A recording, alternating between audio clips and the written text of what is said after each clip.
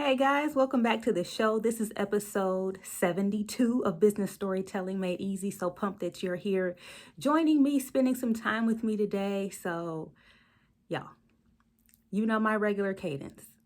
It's supposed to be first Monday and third Monday of every month. A new episode of the podcast comes out. Now, January was a little abnormal, okay?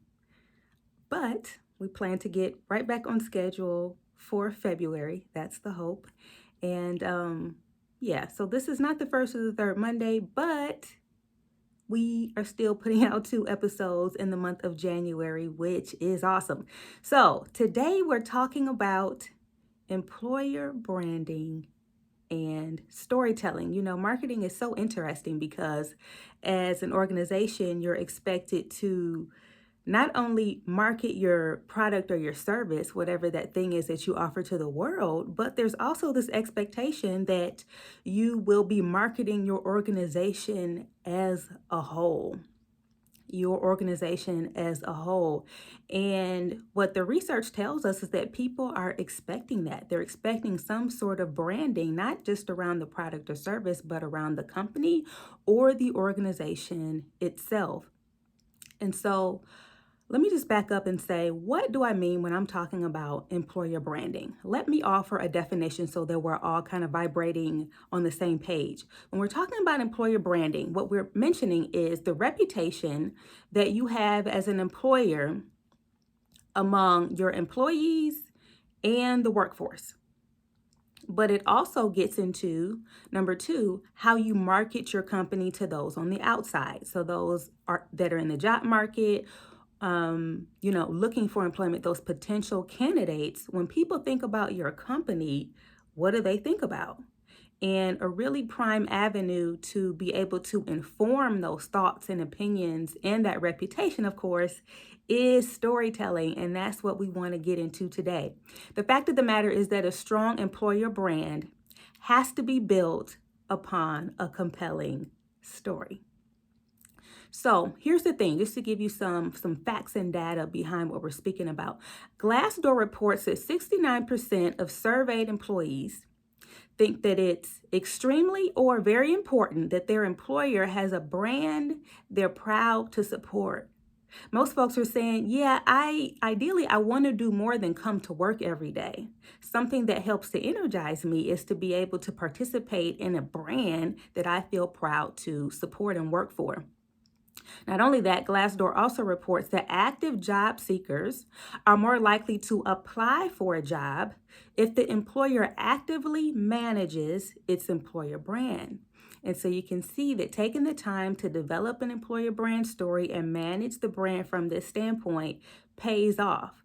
Because when we're able to recruit and retain the right talent, when we're able to get interest in those job postings that we put up without a whole bunch of effort, when we're able to position ourselves with not only our current employees, but those that might be potential employees in the future, it benefits us in the end. It helps to reduce turnover, it helps to cut costs.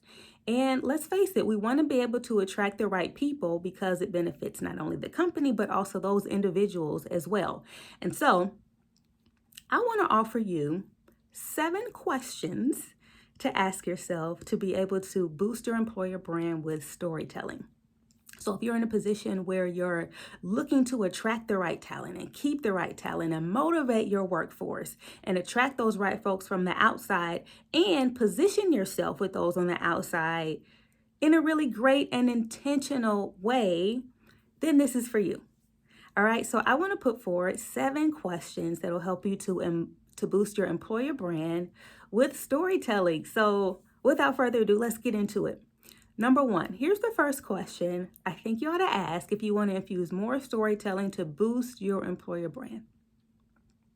Number 1, what do people want? What do people want? Now that's a vague question on purpose. Let's break it down. So first of all, when we say people, what people are we talking about? Well, you got to figure that out. Your people could be your internal workforce. It could be those on the outside. You're going to have to break down the different people that you want to speak to with your brand as an employer, as a company. And what do they want? The people that work within your company or your team right now, what do they want? Those on the outside that might be potential great candidates for you in the future, what do they want? So I bring this up because often when we think about branding in general, particularly when it comes to branding a company or an organization, what do people want is not the first question that we typically ask. I think the first thing that we typically ask is, okay, I need to talk about my company. Okay, well, what's something that makes me unique? Or, what do I want to be known for? Really? Oftentimes we start with ourselves and we say, hey, what do I want to be known for? All right, I want to be known for A, for B, for C. All right, well, let's talk about A, B, and C. Yeah, but really, when we start there, what we're positioning ourselves to do is create a book report. You remember when you made a book report in school and you had all the facts down, the who, the what, the where, the why, and you laid it all out. But that is not a story. A story is about a journey. A story is about a transformation. A story is about the development of particular characters that are changed forever through the experiences that they have. And so if you want to tell a story about your company, you have to start with a main character, which I would argue is not your company, it's whomever you're trying to talk to. And when we connect with that aspect, then we're positioning ourselves to begin to tell a story that will actually resonate and won't just sound like white noise and you talking about the who, what, where, when, why of your organization. So I would challenge you to start with, what do people want? Number 2, what are people struggling with? What are people struggling with? Again, that people is vague. You're going to have to kind of fill in the blank in terms of who are the exact people that I'm talking to and what are they struggling with. But again, when we begin to break that down, now again, you're positioned to tell a story that people actually want to listen to, because you're positioned to create content that is actually going to be relevant to their life experience, and it's going to get their attention in a different way versus you just popping up on the scene with what you think is important and people ought to know about you. I want to give you an example. So HubSpot, on their kind of careers page, they're very intentional in terms of the language that they use, and it's very audience focused, and it speaks to me really loudly in terms of they've got an eye on what people might be feeling, dealing with, struggling with, going through as they're navigating this process of potential employment and applying for jobs, et cetera, et cetera.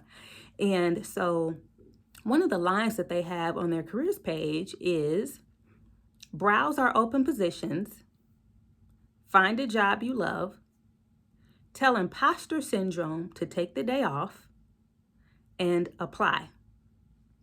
And so what this tells me is that they understand that if you're looking for a job and you're seeing all these different postings and all these skills that you need to have, blah, blah, blah, you might be dealing with a little bit of imposter syndrome. That might be something that you're struggling with right now.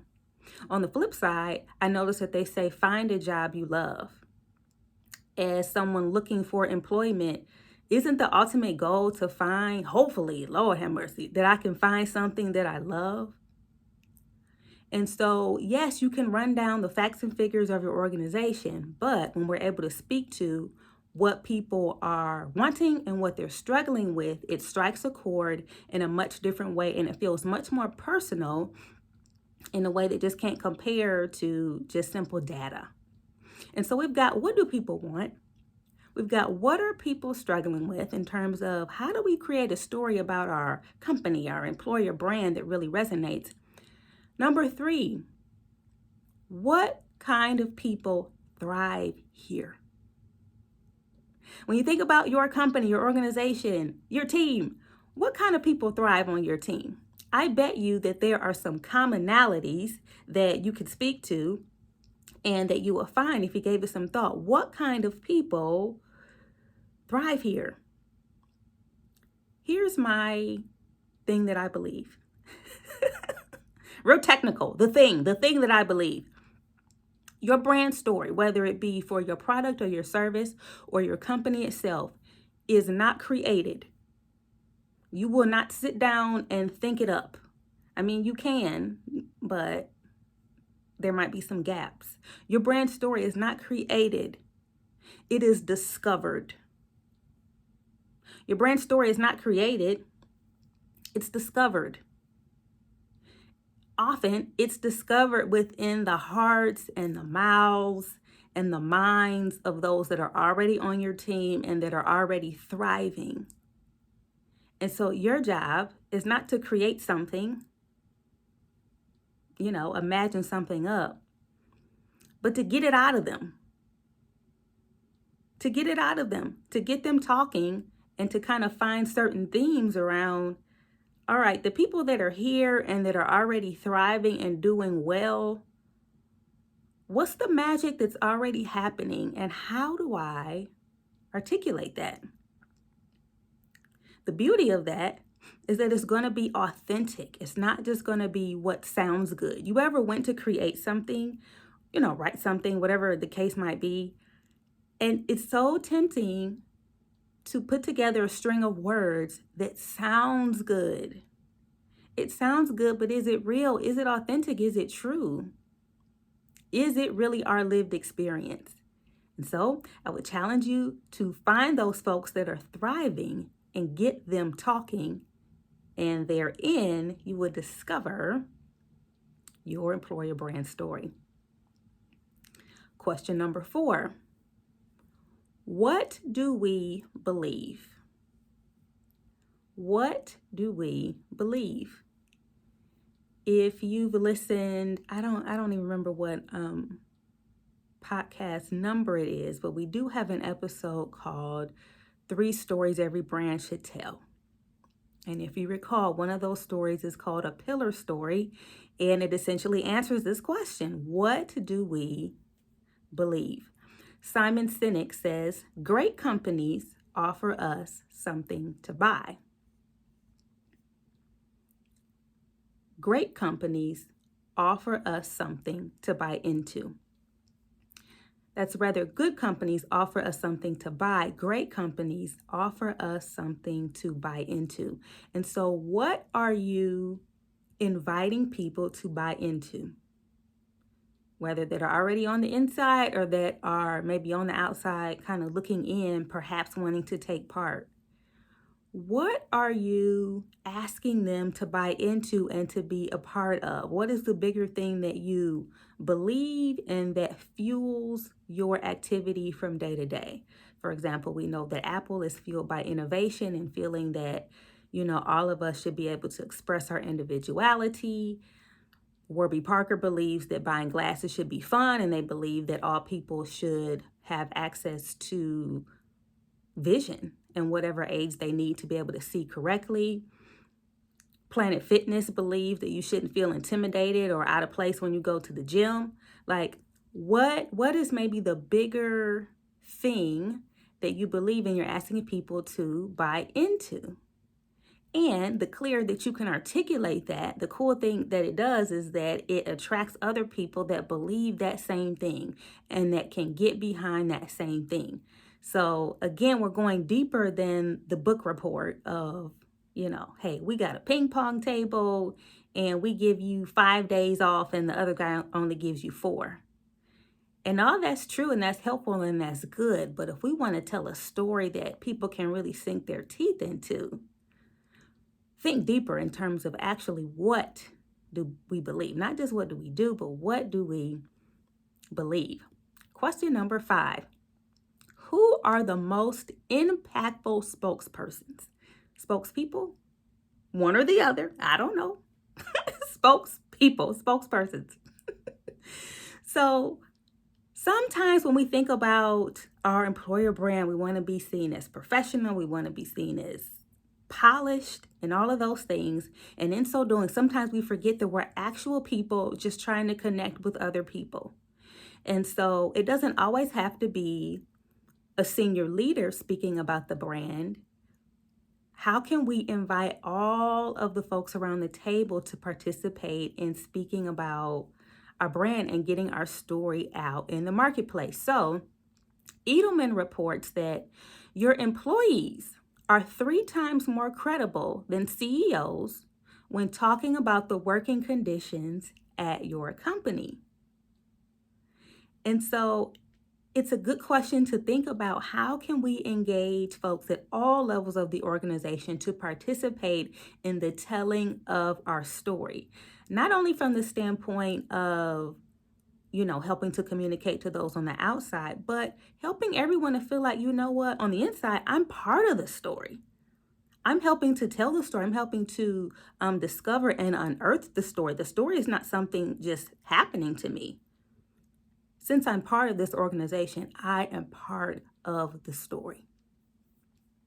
So, I've seen companies take testimonials from their employees and put those right on the website, put those sorts of videos right up front and center, not just president of ABC division, but those that walk the halls, those that, experience the culture from day to day. How can we showcase their voice for, the benefit of the company and also for their benefit as well? Now, let's move on to question number 6, which is, what does who isn't thriving here tell us about our story? What does who isn't thriving here or who didn't thrive here tell us about our company? And so we all know about the different websites where folks can go in and kind of, share their insights in terms of what the company is like, right? And from that, Glassdoor, for instance, people can go and kind of get a feel for what is your organization's reputation. That can be a source for understanding, okay, well, there were some people that didn't thrive here, had issues, or you just might be aware of those within yourself. But what are those data points telling you about the story? What are those data points telling you about the experience that they're having? What are the themes that you're hearing and seeing? Because the key to a powerful story is it's got to be real. And so are there certain areas that just need to be worked on? Like, yeah, we said our core value was inclusion. Let's just throw that out. Or let's just say empathy, right? I'll say empathy. We said our core value is empathy, but we're getting feedback over and over that that's not people's lived experience. Your brand story should not be what you want. It should be what is. It is not what you hope to be or what should be. It has to be what is. And so it's nice to be able to take the opportunity to say, okay, well, if I know this is what I want us to be and we're not there yet, what do we need to do? Because telling a story about something that isn't real isn't going to help anybody. And so it's nice to do that gut check to be able to understand, is my story as I'm putting it forward, that can't just be prose or words on a page, but is it actually resonating? And what can I learn from folks that, for whatever reason, it just didn't resonate with? It just didn't connect. And finally, question number 7. What are some questions that you can ask to be able to infuse a better storytelling strategy as it relates to employer branding? Is simply, what are the results of our current efforts? And so we don't just want to put stuff out and hope for the best, but we've got to go back and measure. We've got to execute, then we've got to measure. And so as you audit kind of your communications as they are, what's working, what's not? That's going to give you a springboard to be able to then layer on some of these other ideas that we're speaking about today. All right, so I'm going to give the quick rundown summary of 7 questions you can ask to infuse a stronger storytelling strategy to boost your employer branding efforts, and they are: number 1, what do people want? Number 2, what are people struggling with? Number 3, what kind of people thrive here within our company? Number 4, what do we believe? Number 5, who are the most impactful spokespersons? Number 6, what does who isn't thriving here or who didn't thrive here tell us about our story? And finally, what are the results of our current efforts? So I hope that you will take this food for thought and think about different ways that you can apply these concepts to be a better storyteller. All right, see you next time.